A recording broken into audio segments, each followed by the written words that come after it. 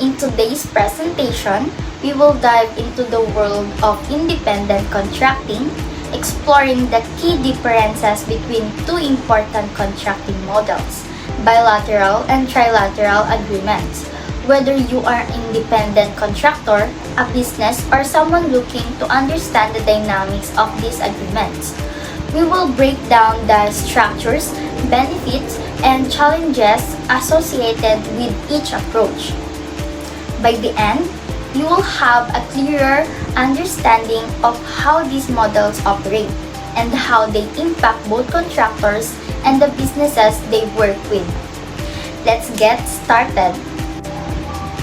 It is when a company, the principal, hires a contractor to complete a specific task or provide a service. The contractor has the freedom to decide how the work will be done and can hire subcontract if needed. The key point is that the contractor, not the company, manage and oversee the work. The company just set the goal while the contractor handles the details. Example, let's say may isang kumpanya na gustong magpatayo ng building. Hindi nila kailangan mag-hire ng mga empleyado para sa lahat ng trabaho. Pwede silang kumuha ng contractor na siya na ang mag-organize ng lahat. Siyempre, ang contractor ang magdidesisyon kung sino ang mga tao o ibang kumpanya na tutulungan siya sa task. Yung principal company, hindi na siya magdidikta ng detalye sa kung paano tatapusin ng contractor yung project. So, in short, sa independent contracting, ang contractor ang may authority at control sa project. Hindi yung kumpanya na nag-hire sa kanya. Siya ang may pananagutan kung paano matatapos ang task.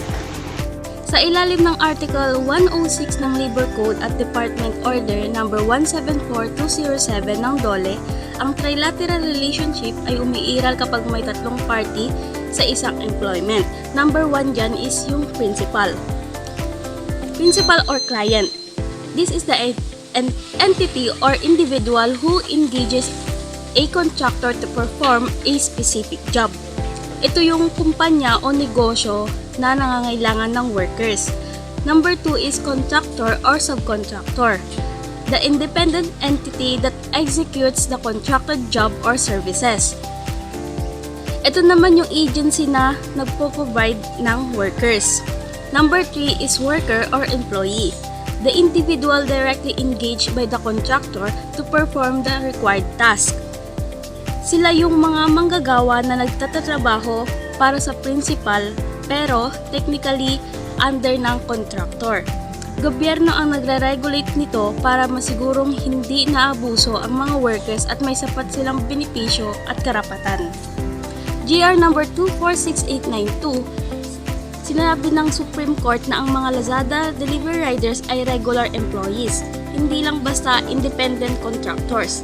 Kahit pa may kontrata silang ganon. Bakit? Dahil Lazada mismo ang pumili at nag-hire sa kanila. Nagbayad ng sahod, may control kung paano sila magtrabaho, may rules, penalty reports, ganon. May power na magtanggal. Kaya kahit anong label pa ang gamitin sa kontrata, kung may employer-employee relationship, talaga sa aktual na setup, protected ng labor law ang manggagawa. Impermissible and prohibited contracting ay may kaibahan sa kung paano ang isang contractor ay pinalalakad ang negosyo nila at kung anong klase ng control ang meron sila. Sa permissible contracting, ang contractor ay may sarili at independent na negosyo. Karaniwan, may malaking puhunan sila at mga resources para mag-operate. Ang principal or company ay hindi namamahala sa araw-araw na proseso o kung paano ginagawa ang trabaho. Pero, pinabantayan nila ang resulta. Ang mga empleyado ng contractor ay may protection sa ilalim ng labor laws, meaning sumusunod sila sa tamang labor standards.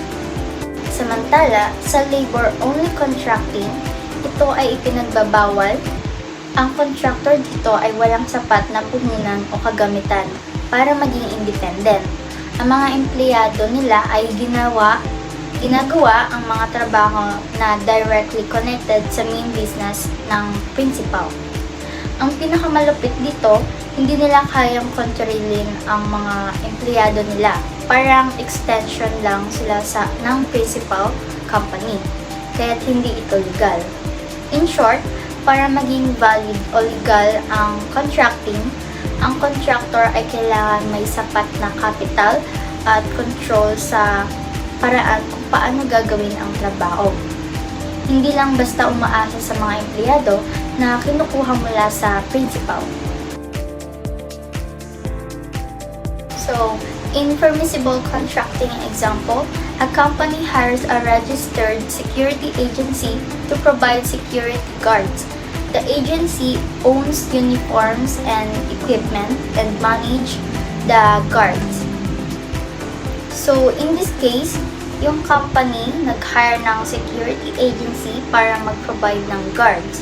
Ang security agency dito ay independent kasi sila ang may-ari ng mga uniforms, equipment, at sila rin ang nagmamanage ng mga guards. Ang company, sila lang ang nag-set ng requirements for security pero hindi nila kinokontrol kung paano mag-operate yung agency. Ang agency ang may control sa mga guards nila.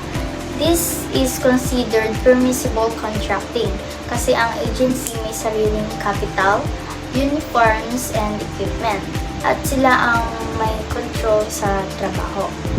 Yung company, ang kailangan lang nila is yung end result na may security sa premises nila. Prohibited contracting. Example, a textile factory hires a contractor to provide sewers using the factory's sewing machines and premises, and the factory supervises the work directly. So, dito naman, yung textile factory ay engaged sa prohibited contracting. Yung contractor na tinatawag, wala siyang sariling kagamitan. Ginagamit lang niya yung mga sewing machines and lugar ng factory. At ang factory, sila yung directly supervise sa mga workers.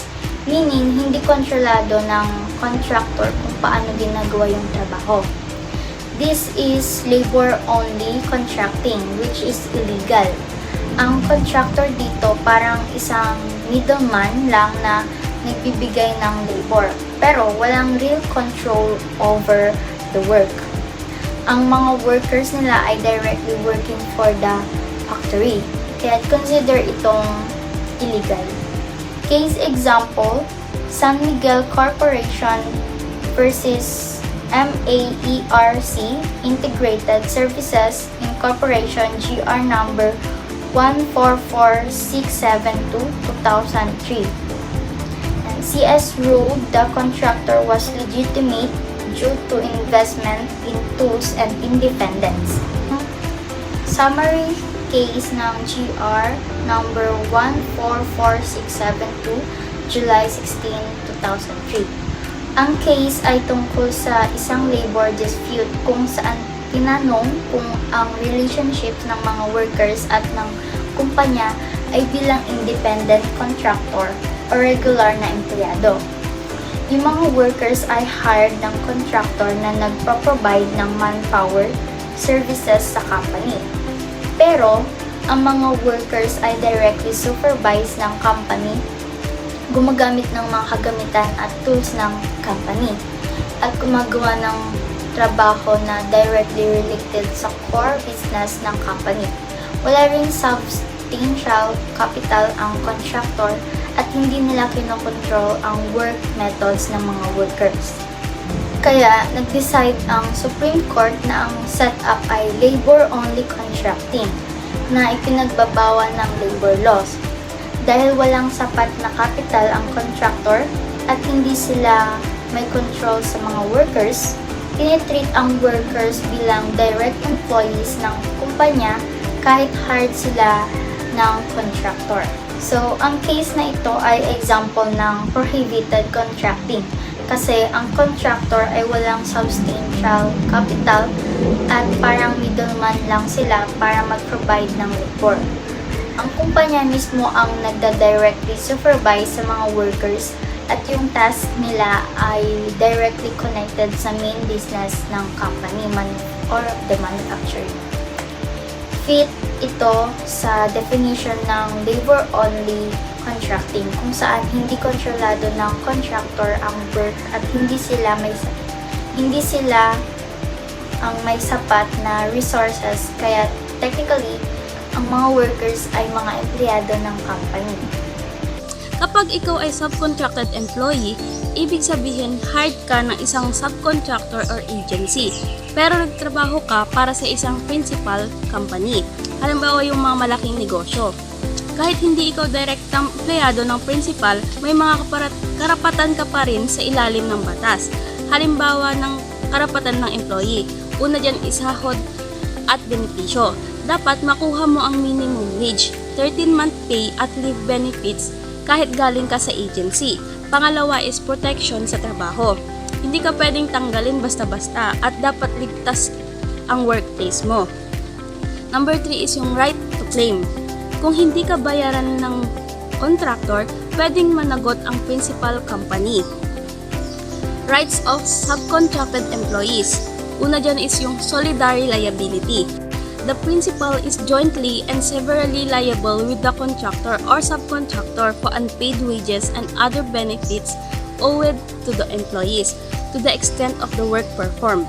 Ang solidary liability o tinatawag ding joint and several liability, ibig sabihin kapag may maraming mga debtor or mga may utang, ang bawat isa ay sa kanila ay personally responsible para sa buong utang. Ibig sabihin, pwedeng habulin ng creditor ang kahit sino sa kanila para kunin ang buong halaga ng utang. Hindi lang ang portion na kanila. Iba ito sa joint obligation kung saan ang bawat debtor ay may responsibilidad lamang para sa kanilang bahagi ng utang. So, sa kaso ng contracting, ang solidary liability ay applicable din sa pagitan ng principal, ang main company, at ng contractor pagdating sa mga karapatan ng mga subcontracted employees or workers. Ibig sabihin, parehong may responsibilidad ang principal at contractor para siguraduhin na ang mga subcontract workers ay mababayaran ng tama at natutugunan ang kanilang mga labor rights. Kung hindi matupad ng contractor ang mga obligasyon na ito, pwede pa rin maging accountable ang principal. So, ang solidary liability ay nasisigurado ng protektado ang mga karapatan ng mga empleyado at pareho ang responsibilidad ng contractor at principal na matiyak na nasusundan ang tamang sahod at labor conditions para sa mga workers. Retaliatory measures means action taken by an employer to punish or get back at an employee for doing something legally allowed, like filing a complaint, joining a union, or reporting abuse. In short, it's ganting hakbang laban sa empleyado dahil sa paggamit niya ng kanyang karapatan. These actions are illegal under labor laws. Example of retaliatory measures. Si Leo isang warehouse worker na nagrereklamo sa DOLE dahil hindi siya binigyan ng overtime pay. Pagkatapos ng reklamo, bigla siyang inilipat sa night shift. Binawasan ang workload at sahod at di na ni-renew ang kontrata. Ito ay malinaw na retaliatory measure. Ganti dahil gumamit siya ng legal na karapatan at bawal sa ilalim ng batas. Prohibited retaliatory measures against employees for exercising their rights are prohibited. Prohibited retaliatory measures are actions employers cannot legally do to punish workers for exercising their rights. Examples include, number 1 is terminating or not renewing a contract after filing a complaint. Number 2 is demoting, reducing salary, or changing duties unfairly. Number 3 is harassing or threatening an employee. Number 4 is blocking union memberships or activities. These are banned under the Labor Code and are ground for complaint to DOLE or NLRC. Remedies. Employees can file complaints with the DOLE or the National Labor Relations Commission or NLRC against retaliatory actions. Here are the remedies if you're a victim of retaliatory measure. Number is file a complaint at DOLE or NLRC. You can report illegal dismissal, harassment, or unfair labor practices. Number 2 is reinstatement. You may be ordered returned to work without loss of seniority or benefits. Number 3 is back wages and damages. You can claim unpaid salary, separation pay, and even moral exemplary damages. Number 4, union protection. If retaliation is related to union activity, the union can file a case for unfair labor practice. These remedies ensure you're protected when you assert your rights. This refers to the process of officially registering a business or a labor organization like a union with the Department of Labor and Employment, DOLE, or its regional offices. Kapag narehistro ang isang business o labor group, magiging parte sila ng DOLE's database ng mga legal na establishmento. Dahil dito, magkakaroon sila ng legal recognition, meaning recognize sila bilang isang legal entity at makikinabang sila sa mga karapatan at proteksyon na ibinibigay ng batas. To operate legally as an independent contractor in the Philippines, you need to complete several registration steps to comply with legal requirements. First, you must register with the Bureau of Internal Revenue, BIR. This involves obtaining a tax identification number, TIN, by filling out BIR Form 1901. This registration is necessary for tax tracking and compliance. A 500 pesos registration fee is required. After submitting the form to the local revenue district office or RDO, you will receive a certificate of registration (COR) as proof of your legal registration with the BIR. Next, you need to register your business name with the Department of Trade and Industry (DTI). If you plan to use business name, you can register online or visit local DTI office. After registration, you'll receive a DTI certificate of registration which confirms that your business name is legally recognized. Other requirements include obtaining a barangay business clearance, which ensures you're allowed to operate in your local area, and possibly a major permits depending on your business location. If you're a licensed professional, you also need an occupational tax receipt or OTR or professional tax receipt PTR from the local treasurer's office. Additionally, you should register with the Social Security System (SSS) to be covered by Social Security benefits such as health, disability, and retirement. This is important for your future security as a self-employed individual. We have penalties for non-compliance. If you fail to complete these registration requirements, you may face penalties. This can include the cancellation of your registration or even being unable to operate legally as an independent contractor. This can cause legal issues, including fines, and can prevent you from being recognized as a legitimate business.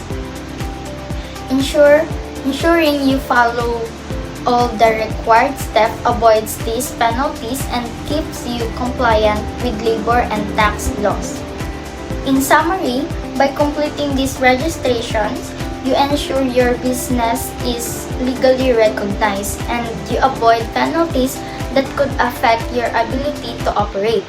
As an independent contractor, it's important to remember that While you have legal obligations, you're not entitled to employee benefits like holiday pay or 13-month pay. So managing those responsibilities independently is key. Bilateral relations generally refers to the relationship between two parties or countries, typically involving mutual agreements or cooperation. In the labor context, it means a direct relationship between an employer and an employee. Ang dalawang partido, an employer at employee, lang ang kasangkot at walang third party tulad ng contractor or agency. In short, it's a straightforward employer-employee relationship. Here's a paraphrase summary of GR number 235315. 30 camera operators filed a complaint against GMA Network after they were dismissed in 2013, claiming they were regular employees doing essential work. GMA argued they were just temporary workers hired only when needed. Lower labor tribunal sided with GMA, but the Supreme Court reversed that, ruling that the workers were in fact regular employees due to the nature and consistency of their work, and that they were illegally dismissed without just cause. The fourfold test is used primarily in Philippine labor law to determine whether an individual is an employer or independent contractor. The test includes, number 1 is selection and engagement of the employee. Tumutukoy ito sa kapangyarihan ng employer na pumili at kumuha ng taong magtatrabaho para sa kanya. Number 2 is the payment of wages. Ang employer ang nagbibigay ng sahod o sweldo bilang kapalit ng serbisyo ng empleyado. Number 3 is yung power of dismissal. May karapatan ang employer na tanggalin ang empleyado kung may sapat at legal na dahilan. Number 4 is yung power to control. May kakayahan ang employer na kontrolin kung paano, kailan at saan gagawin ng empleyado ang kanyang trabaho. Example nito is si Mark ay nagtatrabaho bilang driver ni Mr. Santos. Si Mr. Santos mismo ang nag-hire kay Mark bilang personal driver. So yung number 1 na selection engagement ay nakuha nito. Pangalawa naman, sa payment of wages, lingguhan siyang sinesweldohan ni Mr. Santos. Yung power dismissal, kung may hindi magandang ginawa si Mark, pwede tanggalin siya ni Mr. Santos. At yung power to control naman, si Mr. Santos ang nagsasabi kung anong oras dapat pumasok si Mark, saan siya ihahatid at paano dapat ang kanyang pagmamaneho. Since present lahat ng elements, masasabi nating may employee-employee relationship sila.